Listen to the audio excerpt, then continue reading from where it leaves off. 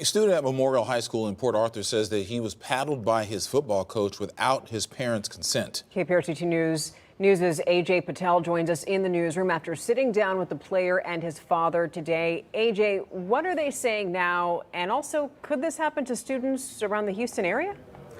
Yeah, well, it's called corporal punishment, and it's approved by some school districts. Noah Lopez just moved to Port Arthur from the Houston area to live with his mother, which became increasingly more important to him after she was in a serious car crash. He's been with the team for a month and says he's missed a day of school. The coach didn't have his phone number, and he had the wrong colored football pants. So he said he was hit 3 times by a paddle by his assistant coach. His father, Henry, tells me the choice of discipline should come from Noah's parents.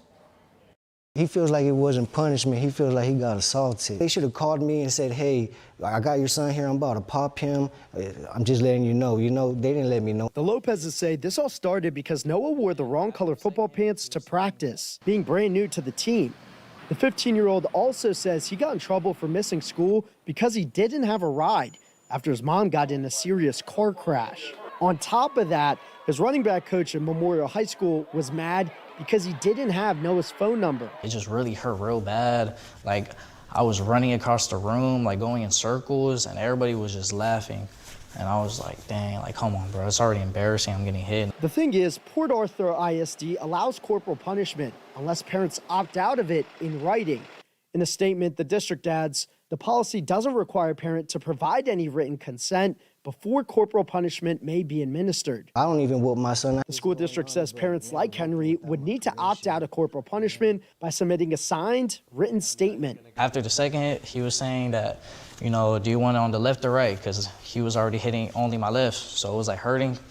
And then I was like, the right, please. And then he hit me on my left. So I reached out to 20 school districts in Southeast Texas to see how they approach disciplining their students. So far, we're still waiting on some of their response, but some student handbooks posted online, like Cleveland ISD, says parents annually have to submit signed statements to prevent the use of corporal punishment. We also contacted the Texas Education Agency on the process of corporal punishment for further guidance on the issue. This is really messing up like my football dream.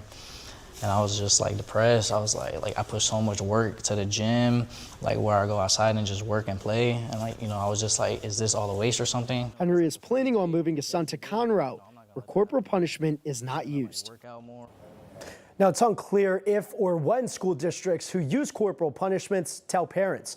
I did find that the TEA has a, quote, zero tolerance policy towards misconduct that threatens the safety of Texas students, and parents can report those safety concerns to the TEA. Port Arthur ISD is reviewing this case to determine whether district policies were followed.